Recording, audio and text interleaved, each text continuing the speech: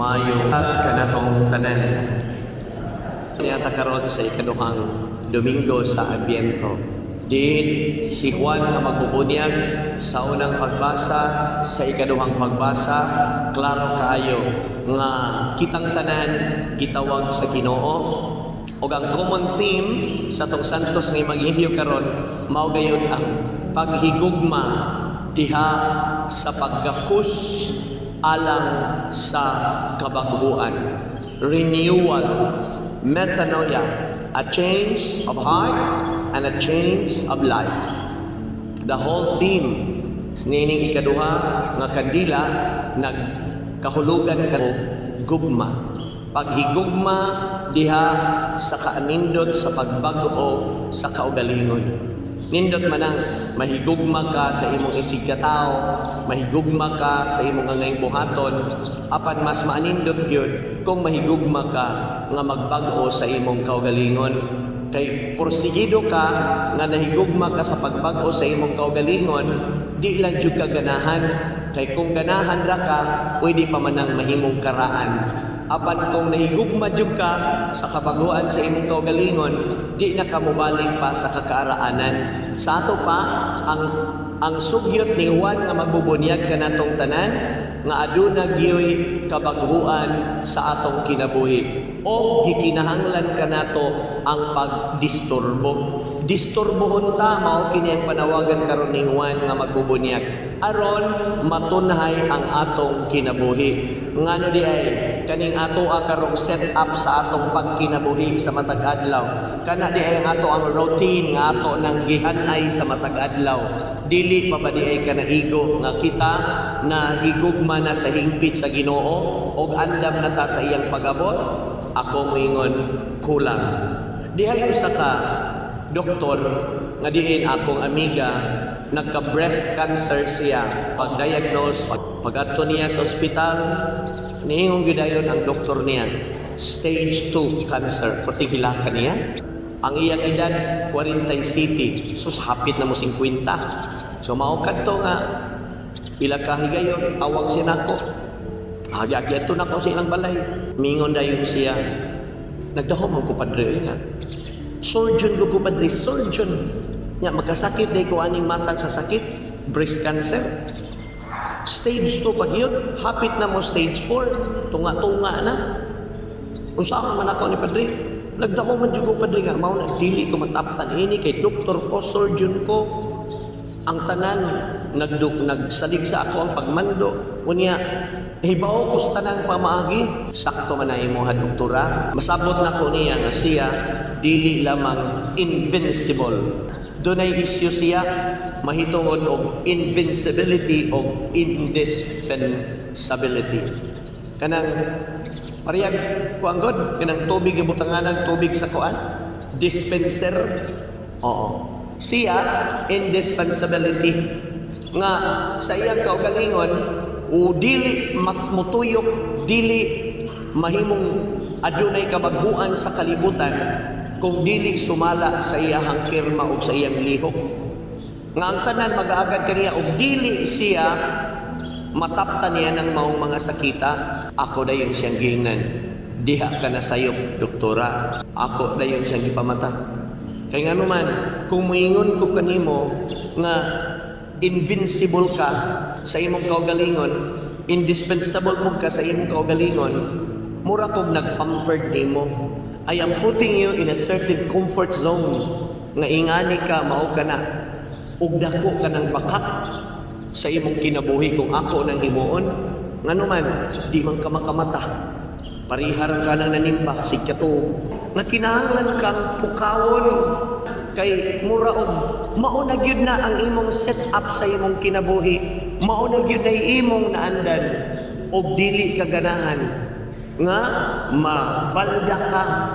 Nya wa ka kahibaw, ako siyang giingnan. Sa dili madugay mamatay na ka kung dili nimo ni buhaton. Uy, simpa ko yung taon kadto unsa may imong gusto, giparit ikaron nimo kung kapayot nimo naman hinung kong patyon, mas mayo ng patyon daan aron mabuhi, doktora.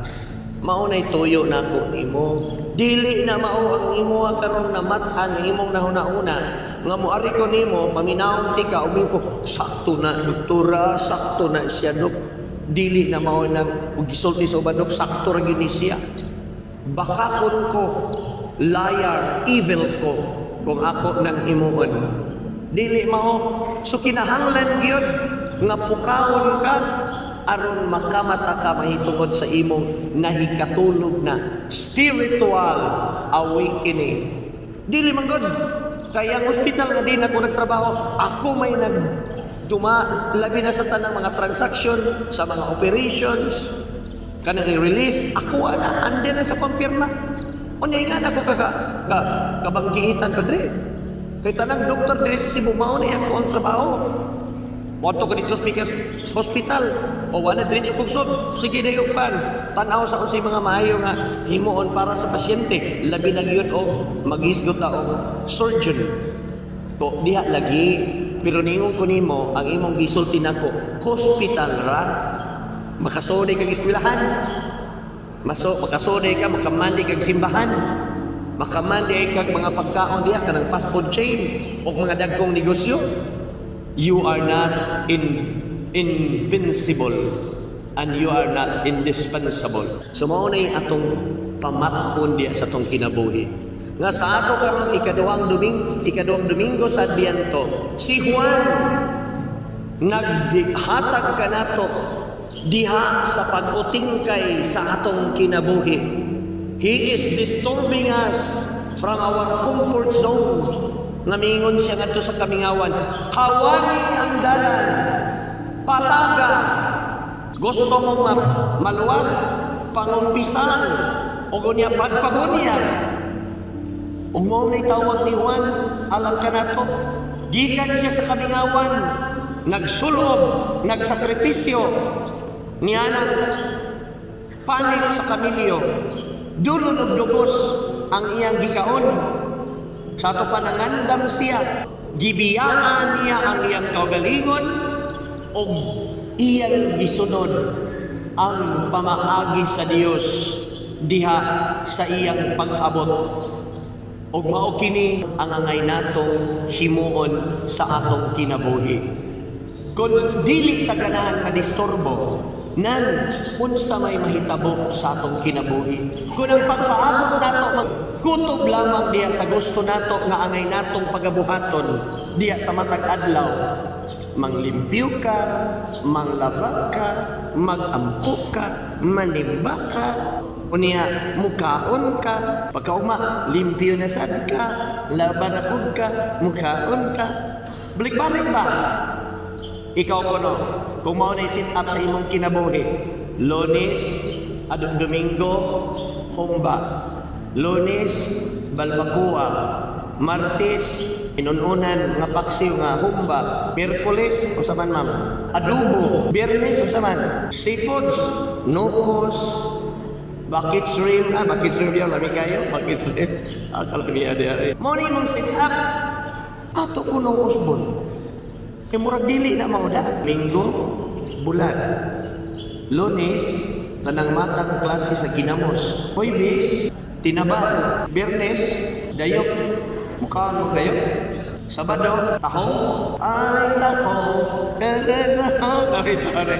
May kantanan tahong. Tahong ni Carla. So, nindot naman naman. Kung mao ka na siya ang sit-up, mao bitaw nga spiritual awakening, mao kini ang new set-up from the old. Sa ato pa, kung lingaw na kasi imong kagalingon nga magsigi kag pangiskis anang imong kilay, kay pulihan imong uling, kiskisi gihapon, o ako maingon nga imong gubuon ang tanan, ayaw, kiskisi gihapon, ayaw na ang uling, alkitra na pod. Pwede dili. Hoy mga babae, paningon mo, pwede dili. O, pagsugod na mo. Dato'y ni-apply yung trabaho. Apply niya ang trabaho. Ato lang ibutang, ni-apply siya sa Minibia Mitsumi. Kaya na may Mitsumi diri so. Pagkahuman, na-train na siya. Pinigawa siya sa Minibia Mitsumi.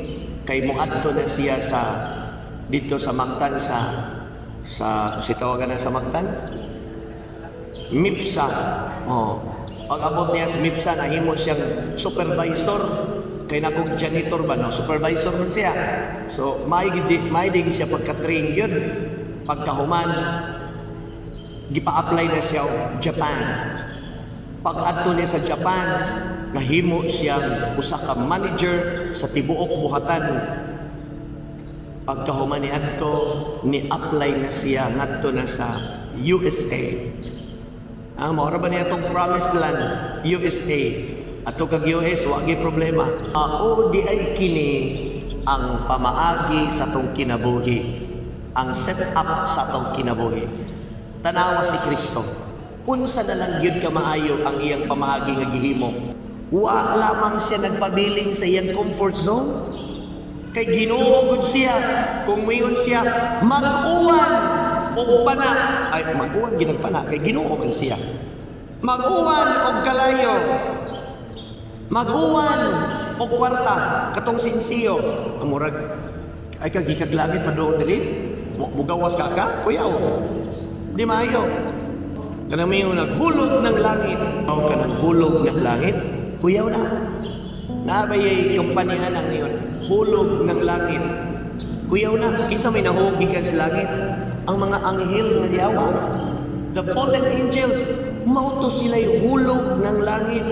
Nagani mo sulti nimo, abi nimo sir, ma'am, hulog ka ng langit, yawa na. Ayaw gyud ay sugot. Uy dili taw hulog ng langit, uy gipadakos Ginoo para ninyo. Ayaw ko wa taw ko gihulog. Gihatod jud ko dinhi para ninyo. Kay katong gihulog, mauto ang mga yawa. Ayaw gi mong sugod nga hulog mo ng langit. Ingay noon ha. Biyaya ako ng Panginoon para sa inyo. Tagalog yan. Nga disturbuhon ta aron makabot nato ang kahimpitan. Badlungon ta aron mausab ang atong kanhiay nga di mao. Kabliton ta aron ta makamata. Kablita imong tapan. Kablita na yun. Ingna, hoy mata na. Ngunit tuyo sa Ginoo kanato. O kung dili kita mo dawat niini, kawang ang pag-ari ni Juan nga nagsulti ka nato o kabaghuan sa atoang kinabuhi. A change of heart. Diha to'y usa ka doktor nga diin, doon na si pasyente nga adunahan kayo. Istorya na ning butbot ha, katong ganina tinuod to, ang karon butbot na. Ogo niya, kay dato lagi siya, tingnan niya ang doktor Dok, kuha ako diri sa amoa kay mo anak ko sa imong klinik kay naamang kada ang tanang mga ekipo nimo, kuha ako diri kay magpatambal ko. Niingon ang doktor niya, dili ko sir kay ngano niabot ang akong asawa ug niapod ang akong mga anak gikan sa laing nasod pa sila. So ikaw lay ari pag-taxi lang kay wa naman si driver, namatay man yang driver ug na. Patyo na nato daan ang driver kay samot kadugay ang istorya. Nagabot niya ngadto sa balay sa doktor, examine na siya. Gingnan siya sa doktor, sir, bisag unsaon na kong sulti nimo dato man ka maminaw baka kanako. Maminaw ra jud ko dok, ano di ko intawon. Maminaw jud ko nimo. Sige, number 1, ang imong uric ning saka na. So bawal na ka og coffee, bawal na sa kamukaon og kanang lambay, shrimp, bawal sa kamukaon og cokes. Nukos, ningon ang ginahan, Dok, maminaw man ko nimo, pero dili na kumutuman sa imong gisulti, tanawa ra. Maminaw rin siya kotob, di siya mutuman. Kaya ngano, kanang imong gisulti nga mga pagkaon, Dok, napay daghanan na nga sa akong ref. Kung dili to na ko ipaluto sa ako ang mga may, sila may mukaon ato, sila'y makahurot, dili ako. Ningnan siya, niya, magunsa man imong sakit, ay, ako lang ginagmay lang kanang tambal sa kaibog. Mora ba gini kanang magkaingot ng tambal sa kaibog, maunay makapatay nato. Mas may pagmukaon na lang jud ka kay maora man gyapong pataya. Maora sa galungon ang imong sudlan. Kaon na na. Mao kadto niingon ng doktor, aw kawang ang imong pagarinako sir, dili day ka mutuman sa akong gisulti nimo. Ningon bitaw ka kung maminaw ba ko nimo? Naminaw man ko dok. So wala na nay problema nako. Pero imo kung bawalan, dili na siya pwede. Daghan kayo siyang mga sakit, ni balibad siya. Mao to ningon ng doktor, Sir, karong si manahuna, murag mao ni katapusan sa imong kinabuhi. Nakuratan ang maong tao. Kadako nako, murag katapusan sa akong kinabuhi.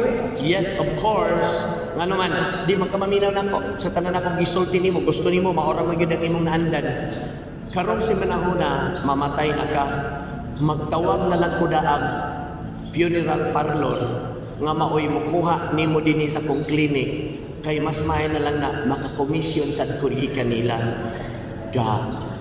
Humanyad to ang mga pasyente naminaw na o mituman sa sugyot sa mga doktor. Maopod ka na kanato. Kung ang atong isig katao, maudihay ang muting kay sa tong kinabuhi, gitawag siya sa Ginoo aron sa pagpag-o kanimo. Aron sa iyon, ikaw ang ayan nga mudawat sa Ginoo nga matao diha sa pasungan. Amen.